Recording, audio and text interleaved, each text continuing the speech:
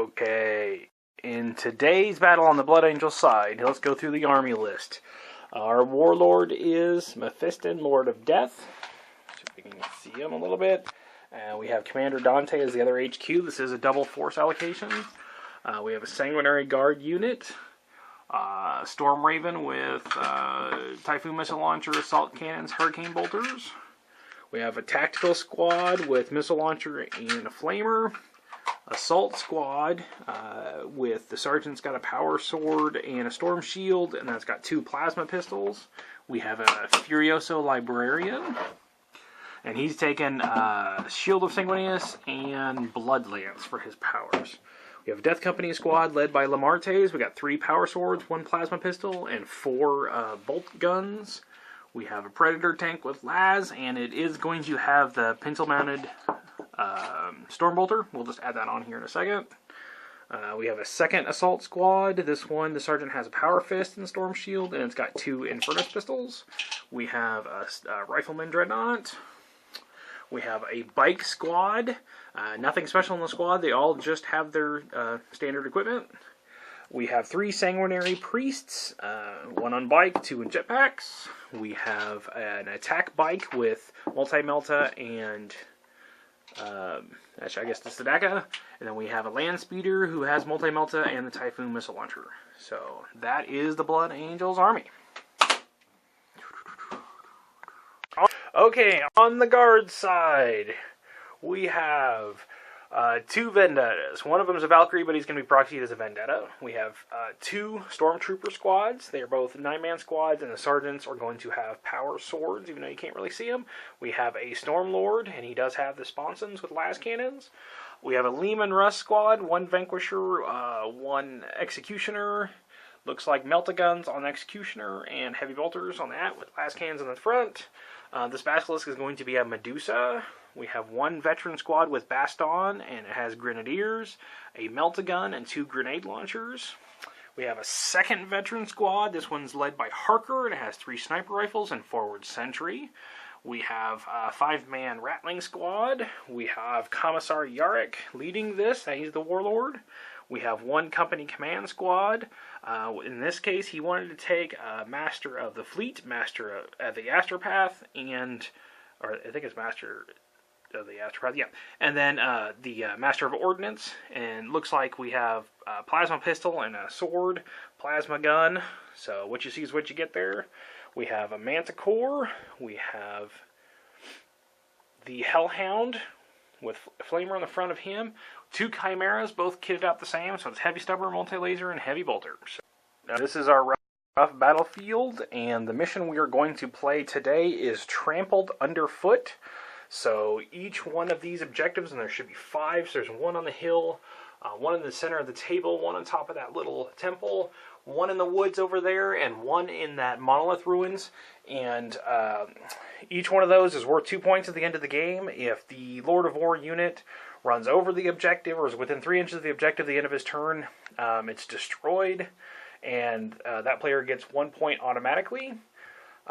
So we are using Escalation Rules, so the Imperial Guard did win the roll-off, or was told to go first, how would I say it. So we'll be back after their deployment. And yeah. Okay, here we are after deployment. This is the Guard's general deployment. Of course, the Valkyrie or the Vendettas are in reserves, and we just have a gun line. That's pretty much what we got. And on the Blood Angel side, we essentially have the same thing. We just have a gun line.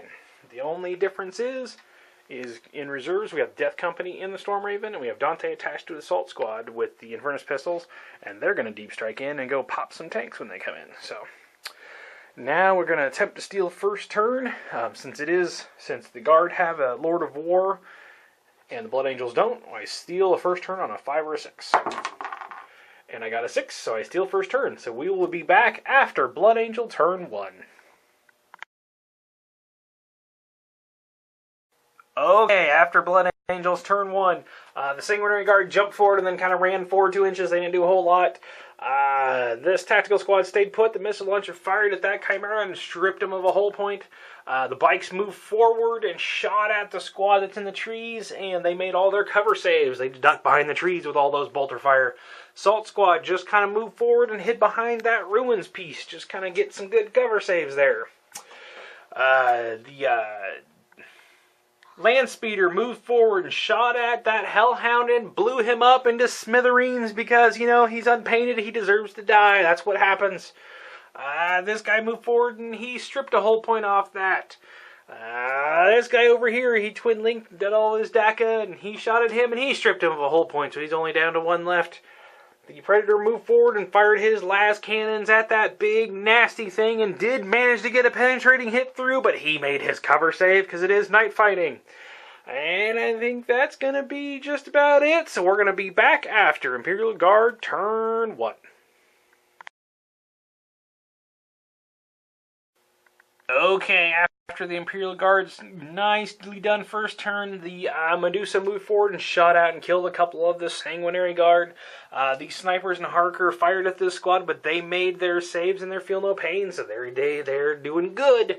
Let's see. Those guys, they shot some last cannons over here and didn't really do a whole lot.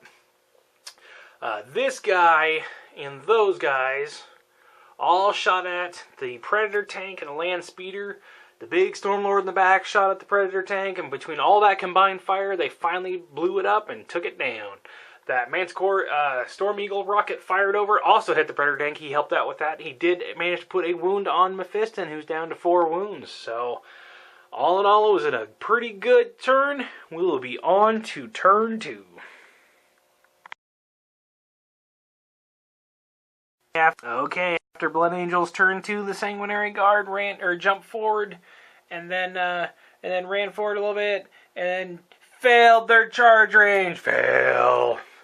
Bike squads, though, they moved forward and they assaulted and took out that Chimera, forcing them to disembark over there. The main thing happened is that the sergeant actually failed his dangerous terrain in the water and failed his save and failed his feel no pain, so he died. Assault Marines, this time they decided to move forward, kind of get in the cover. The riflemen fired at that Chimera and did manage to wreck it, causing Yark to pop out. Mephiston decided to kind of move forward, so he's off in the river. I think he wants to go toe-to-toe with Yark because it seems like it's a nice, even fight. He did his blood lance on that Chimera. One or the other took him out. Missile launcher from the tactical squad did absolutely nothing.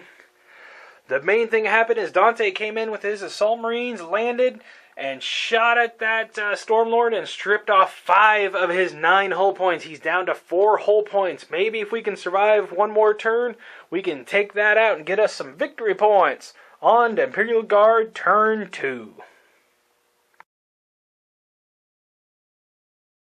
Okay, at the end of the Imperial Guard's turn 2, the Vendettas flew in. This one shot the Librarian, but he made his cover saves. This one shot in and stripped off a wound. The Vanquisher and Executioner shot at this and stripped off another wound and made him stunned, so he's only going to be snap firing next turn, but that's okay, he can shake that off. This thing turned around and shot at that squad and wiped out like 4 or 5 of the guys, including the sergeants and the special weapons. All, maybe Dante can do some damage. I'm not really sure what's going to happen there. The Storm Eagle rocket fired over and wiped out a good chunk of these assault marines. They're hurting pretty good. That squad shot at the bikers, and they made all of their feel no pain and cover saves, so they're awesome. Everything over here shot at the Sanguinary Guard, and I guess as retaliation for them doing absolutely nothing the last turn, they did absolutely nothing to them this turn, so they're going to be pretty even there. So here's what the board looks like at the end of turn 2. Oh yeah, I forgot over here. Yarrick charged into combat against Mephiston, and Mephiston just ripped him to shreds before he can do anything, but we don't know. He might come back at the beginning of the next guard turn. We'll see what happens there. On to turn 3. Okay, at the Blood Angels turn 3, the bikes move forward, shot at that squad of veterans, and killed 3. They failed their morale test and ran off the table, so they managed to kill them.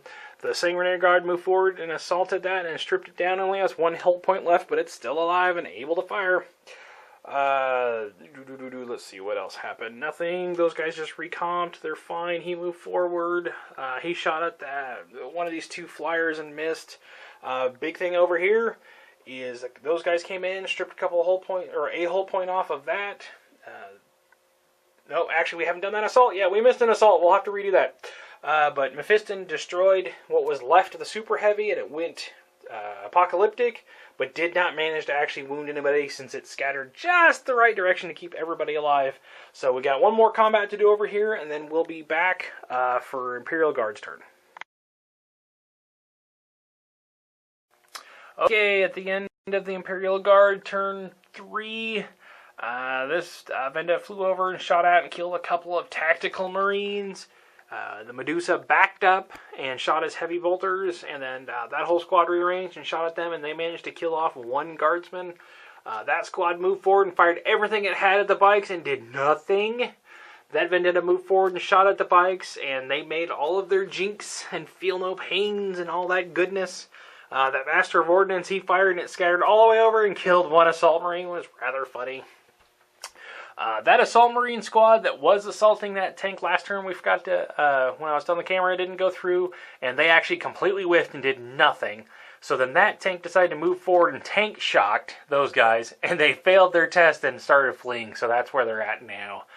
They'll regroup this turn, but it's still rather funny. And of course, Yarick does come back from the dead, because he's Yarick, and that's what he does, but then he got stuck in the water, and he didn't move very far, and nothing really happened. Those two Lehman Russ tanks fired at them, but he made his cover saves. So all in all, it was a pretty uneventful turn. Things are not looking good for the guards. We'll see if they can turn it around in turn 4. Okay, the end of Blood Angel's turn 4, the Sanguinary Guard chucked a grenade at that and managed to finish off the last hit with a grenade. So that's its wreck. Apparently it's upside down and kind of annoying. Yeah, that works. These guys fired at that Vendetta, did nothing.